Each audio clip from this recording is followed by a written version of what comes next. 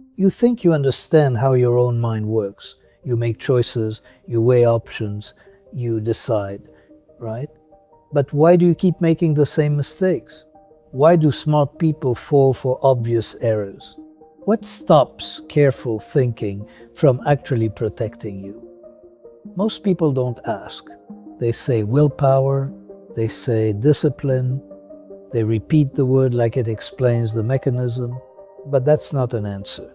When you really ask why, you find something that changes how you see thinking itself. Not as reasoning, but as a system with built-in shortcuts it can't escape. Let me show you. Start with something simple. You open your phone for 1 second. Just 1 second. You're going to check one thing. Then you look up and 14 minutes are gone. Not traded, not chosen, taken. That moment isn't rare. It's normal. It's the default human experience. And it doesn't fit the story people carry around. The story says there's a captain in your head, a manager, a rational driver. And that driver has a resource, a battery, a fuel tank. When you have fuel, you're disciplined. When you run out, you fail. Simple. That story feels clean, it feels moral, it feels like control, and it creates a brutal implication. If you failed, you must be weak. But the phone moment doesn't feel like weakness. It feels like something bypassed you. That's the mismatch. So here's the real question. What if willpower isn't a resource at all? What if it's not a substance you possess? What if willpower is just a label we attach to a specific kind of moment? The moment your mind stops agreeing with itself. Because willpower isn't strength. It's conflict. It only appears when two systems want different futures. One part of you wants the plan, another part wants relief, or reward, or less friction. That's the structure. And once you see that, the story changes. You stop looking for a missing ingredient, you start looking at competing forces.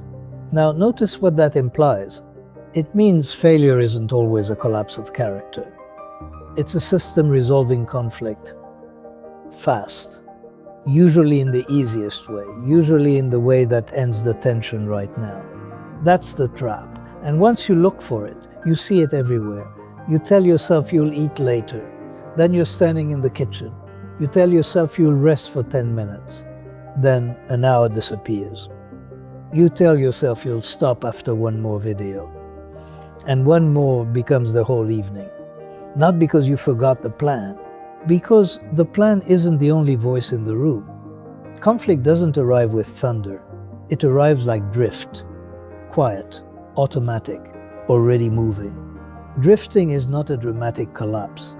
It's a default winning by inches. Now, if willpower is conflict, the next question is obvious. Why does control feel like it drains over time? Why does it feel strong in the morning and dead at night? Why does it feel effortless one day and impossible the next? People call this depletion. They picture the battery emptying out. And for a long time, that metaphor sounded like a law. But if the battery story is real, it should behave like a law. It should show up reliably across people, across settings, across labs. So researchers tested it at scale. Not one study, not one lab. Across thousands of people, the dramatic collapse didn't behave the way the story predicted. In one large data set with more than 2,000 participants, the classic depletion pattern didn't reliably appear. And in a massive multi-lab project across 36 labs with more than 3,500 people, the effect was tiny. About D is 0.06. That number matters. Because a battery draining doesn't whisper, it shows itself. So the obvious question becomes unavoidable. If willpower isn't draining like fuel, why does it feel like it drains? But wait, If it's not a fuel tank, what is that feeling? Here's the strange part. The feeling was real. The metaphor was wrong. The mind wasn't reporting energy loss. It was reporting cost increase. Control is not just doing something. Control is doing something while resisting something else. That resistance has a price. Not in calories, in attention, in monitoring, in inhibition, in the constant maintenance of a fragile mental state. And the system keeps updating that price. So after effort, 3 shifts tend to happen. First, attention tilts toward reward. The mind starts scanning for an exit. Second, the alternative gets revalued. The thing you were resisting starts to feel more attractive. Third, the control itself starts to feel expensive. The same task now feels heavier. Not because your body changed, because the system repriced the effort. That's the mechanism. That's not depletion. That's repricing. And repricing doesn't feel like math. It feels like truth. It feels like I can't. It feels like I don't want to. It feels like this is impossible. Not a choice, a default. And you don't experience repricing as a process. You experience it as a fact about you. You experience the task getting heavier. You experience the escape getting sweeter. You don't think, my mind updated the bids. You think, I'm not built for this. But nothing broke. The system is doing what systems do. It increases the value of relief. It decreases the value of persistence. And it does it silently, below language. So the conflict doesn't end because you were convinced. It ends because the system found a cheaper route. Now make it concrete. You're trying to write. The sentence is half finished. Your cursor is blinking. And then a thought appears. Not an argument, a pull. Check something quickly. That's all. One tiny suggestion.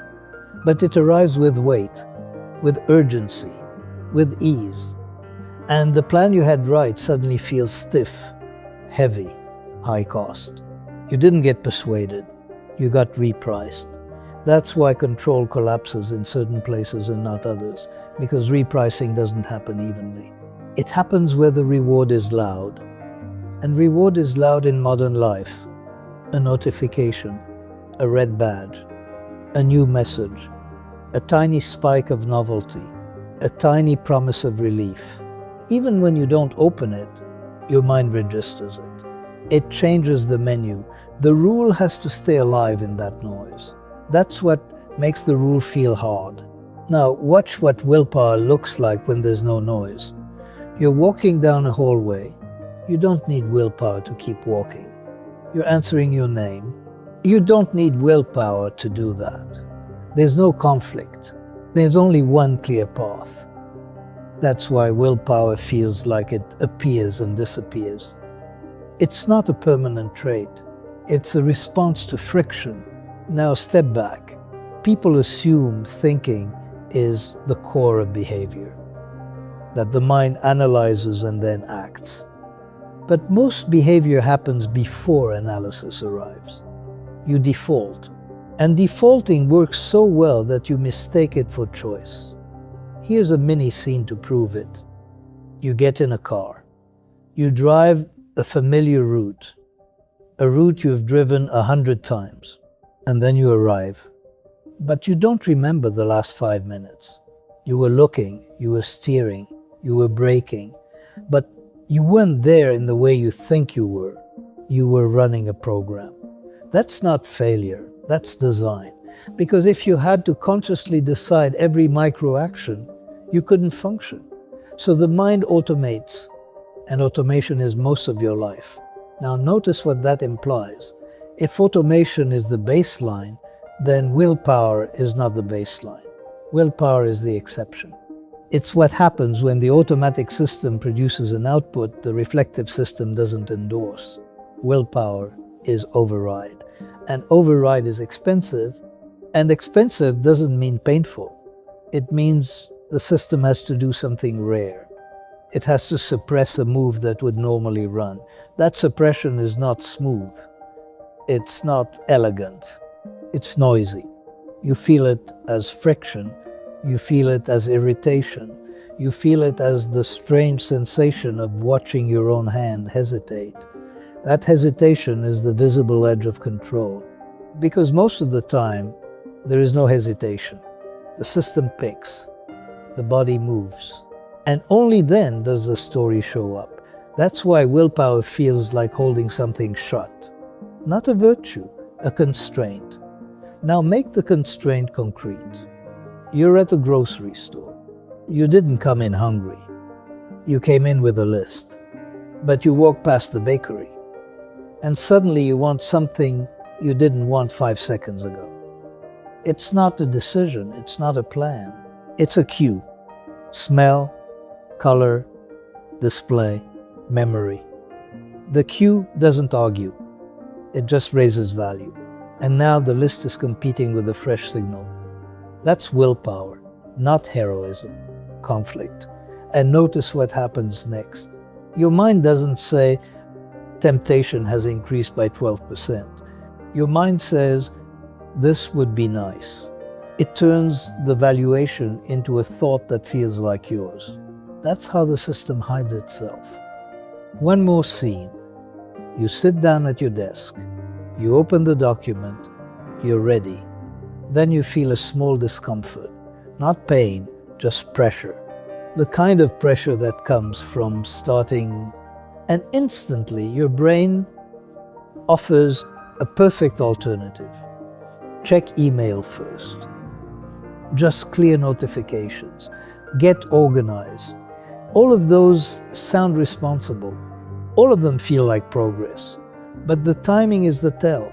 They arrive at the exact moment the hard thing begins. Because the alternative isn't competing on truth. It's competing on relief. Relief wins fast. That's why you can lose an hour preparing to begin. The system found a cheaper loop.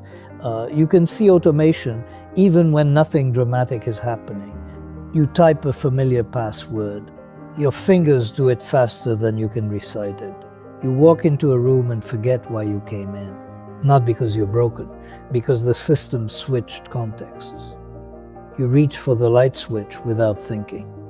You don't decide to do it. It just happens. Automation isn't a glitch. It's the engine. And willpower is what it costs to interrupt the engine mid-loop. Now make override visceral. You sit down to work. You open the document. Your cursor blinks. The page is empty. And your hand reaches for the tab. Not because you decided to stop. Because stopping is the default. A takeover. You feel it as I need a second. You feel it as I'll start after I check something. You feel it as I should warm up first. But underneath that story, the system is doing something simpler. It's searching for a lower cost option. And it finds one instantly.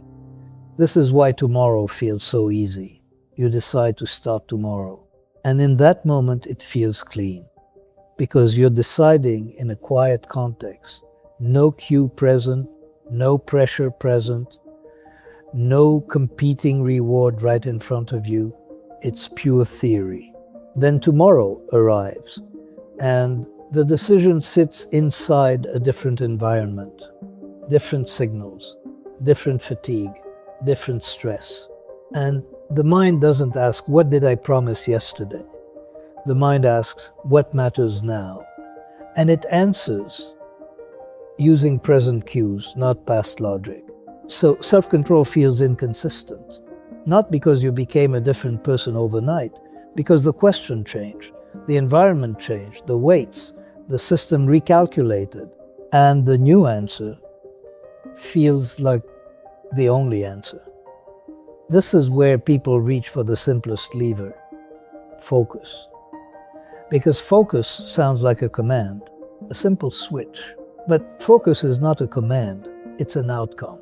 Attention is not a flashlight you aim with your hand. Attention is an output. It goes where the system assigns value. That's why the phone wins. It doesn't win because you chose it with full awareness. It wins because it captured value. It offered immediacy, novelty, relief. So when someone says focus, what they're describing is a result, not a lever. Which means the mind can't aim attention. It can only notice where attention already went.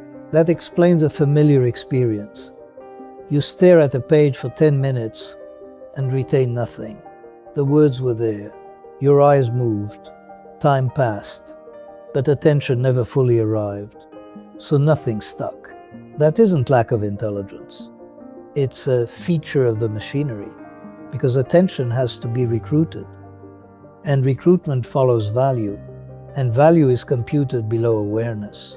So when the system assigns low value, attention leaks.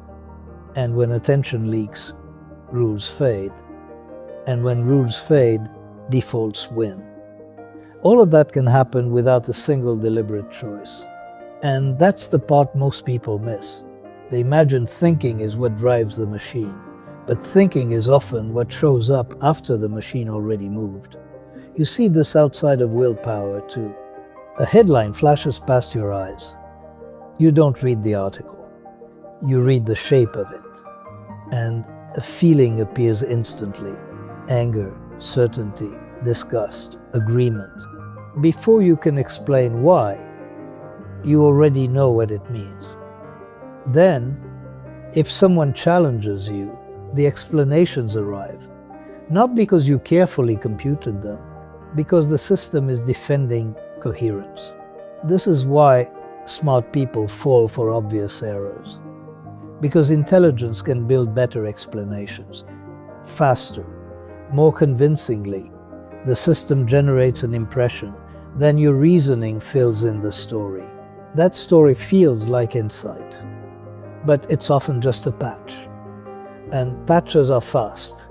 They exist to keep you moving, to keep you acting, to keep you from freezing in uncertainty. The mind doesn't search every possibility. It searches for a coherent one. So when you ask, why did I do that? The answer you hear is not always the real cause.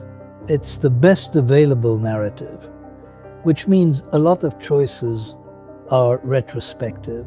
They become choices only after the fact. That's uncomfortable, because it means you can be sincere and still be wrong about yourself. You can feel like you decided when what actually happened was capture. Capture by cues, capture by relief, capture by coherence. And the same thing happens in willpower moments. You don't just fail and then feel guilty. You fail and then receive a story that makes the failure feel like you. That story is why the failure sticks. Not because it's accurate, because it's coherent.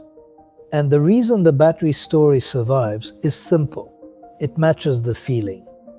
You feel strong, then weak, clear, then foggy, determined, then pulled. So the mind reaches for the most intuitive explanation. A tank emptied, a muscle tired. But the feeling doesn't tell you the cause. The feeling is the output. It's the dashboard light, not the engine.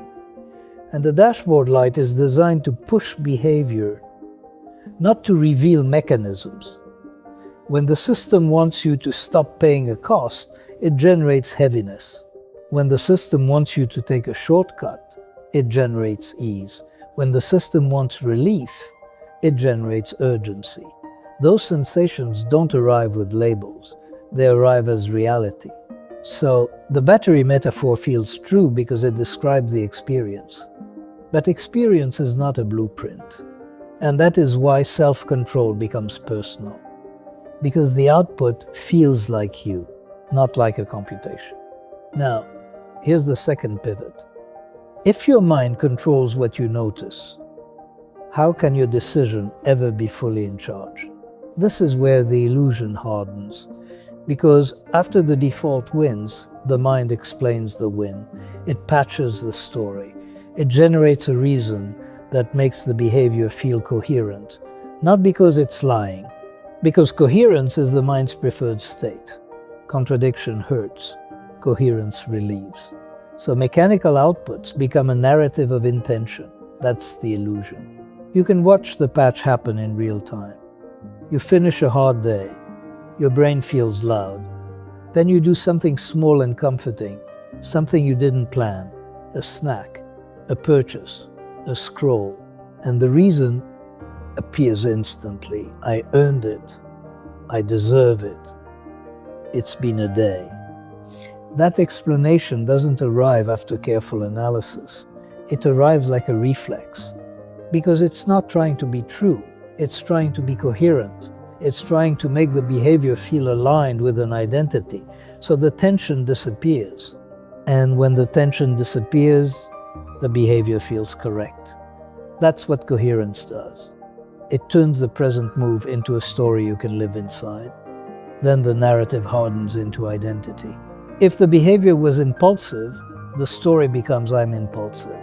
If the behavior was avoidant, the story becomes I'm lazy. If the behavior was inconsistent, the story becomes I'm unreliable. Those words feel explanatory. But they're just compression.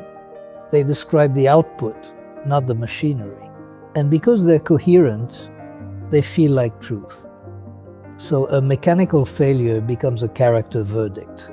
Not because you're dramatic, because coherence is persuasive. It feels like reality. This model predicts something else. Willpower failure should feel like relief, because relief is the end of conflict. And that's exactly what people report. They resist. They resist. They resist. Then they give in. And it doesn't just feel pleasurable. It feels quiet. It feels like the tension stopped. That quiet is coherence. That quiet is the system resolving disagreement. Fast. One story again, one path again, and the mind prefers one story. That's why giving in can feel like peace. Now step back again. What creates the conflict in the first place? The simplest answer is time. One system values now, the other system values later. One system responds to immediate cues, the other system holds abstract goals. The problem is that abstract goals are expensive to keep alive. They need rehearsal, they need reminders, they need attention. Immediate cues do not. They simply appear, and once they appear, they tilt the field. So willpower is often just the attempt to keep later alive inside now. And this is where the willpower myth becomes seductive, because the myth makes control look like an internal substance, something you either have or don't have. But the system you're running is not built that way. It's built around prediction. It's constantly asking, without words, one question. Is the future worth paying for? That question is not philosophical. It's practical. If waiting usually pays, the system tolerates delay. If waiting usually fails, the system stops investing. You can watch this in small, ordinary moments. You order something online. It says it will arrive in 3 days. And then you check the tracking page again and again and again. Not because the information changed, because uncertainty is expensive. The brain treats uncertainty like open loops. It wants closure. So it offers an action that creates the feeling of control. Checking, refreshing, looking. The relief is tiny, but it's immediate, so the system learns it. Now scale that to every long-term goal. Long-term goals are basically delayed closure. They ask the system to tolerate uncertainty for weeks, months, years. And the mind was not built to live comfortably inside open loops. It was built to resolve them. That's why short-term relief can beat long-term reward, even when you know better. Because knowing isn't the same as valuing. Knowing sits in language. Valuing sits in the system that assigns weight. And that weight is shaped by history. If you grew up in a world where promises break, later becomes cheap. If you grew up in a world where delays are punished, now becomes king. So when people talk about willpower as if it's pure inner virtue, they miss a structural fact. Delay is not just restraint. Delay is confidence in the environment. It's confidence that the future will actually arrive in the form your plan expects. And when that confidence is low, the system doesn't argue. It defaults. It spends on what is certain. Now, this is why people love examples that make willpower look like a pure inner trait. The most famous is the marshmallow situation. A child can eat one treat now or wait and get two later. The myth is simple. The child who waits has more self-control, more discipline, more strength. But the marshmallow wasn't a willpower test. It was a prediction test. Because waiting only makes sense if later feels real, if the world feels stable, if promises are trustworthy, if the future tends to arrive the way it's advertised. Delay is not just restraint, it's a bet on reliability. And when researchers account for background and environment, the famous predictive power shrinks. Not to zero, but enough to break the moral story. Because the test wasn't measuring a single inner capacity. It was also measuring learned expectations about how reality works. That matters. Because people look at willpower and see virtue. But often what they're seeing is a match between the person and the environment. A system that believes waiting pays. Now bring everything together. We have a different model of willpower, not as a battery, as a negotiation, not as fuel, as priority waiting, not as moral strength, as conflict resolution inside a speed-optimized mind. And now the opening phone moment makes sense. The phone didn't beat your willpower because you were weak. It beat you because it was salient, it was immediate, it was low friction, and your mind is designed to default toward immediate, low-friction options. That's what defaults are for. So, more willpower isn't a missing ingredient. It's a misunderstanding of what control actually is. And here's the late recap, the second time this matters. A label is comforting, a mechanism is not. But the mechanism is what's real. Now here's the structural reframe. Willpower isn't a force you possess. It's what you call the moment your mind fails to agree with itself. And willpower success isn't proof of inner strength. It's proof that in that moment, the rule stayed present long enough to win. That's it. The battery story should scale like a law. But at scale, it shrinks. And the mythic examples don't behave like pure traits either. When you account for environment, the moral story collapses. Because the mind doesn't operate in a vacuum. It operates inside cues, stresses, incentives, and learned expectations. So the willpower misconception survives because it's simple. But the system isn't simple. The system is optimized. Optimized for speed, optimized for good enough. Optimized to keep you functioning without requiring constant deliberate control. And that optimization creates the illusion of control because it makes defaults feel like decisions. And it makes the narrator feel like the driver, even when the driver arrived after the turn. So here's the final compression. People treat willpower like strength. But that model doesn't match how it behaves. Willpower is not a stable capacity you carry around inside you. Willpower is the maintenance of a rule in a mind that constantly tries to default. Sometimes the maintenance cost is low, sometimes it's high, Sometimes the environment supports the rule. Sometimes it attacks it. Sometimes the alternative stays quiet. Sometimes it screams. And when it screams, it doesn't scream in words. It screams by changing what feels obvious. It changes the menu. It changes what attention sticks to. It changes what relief looks like.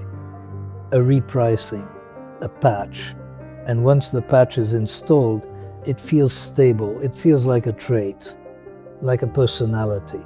But it's often just the same loop repeating in the same cues. Same room, same time of day, same screen lighting up.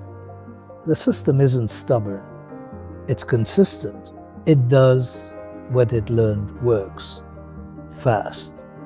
Every time. And once you see the machinery, the story stops working. You stop treating failure as a moral mystery. You treat it as a system output. That doesn't make you a robot. It makes you accurate. Now, we can end where we started. The phone. The 14 minutes. Not traded, not chosen, taken. That wasn't the missing virtue. That was your mind doing what it does best. Defaulting, cohering, resolving, fast. You are not the CEO of cognition. You are the narrator living downstream of decisions being made. And that is the illusion of control. Thinking isn't a tool you control. It's a system that controls what you notice. Not comfort, truth.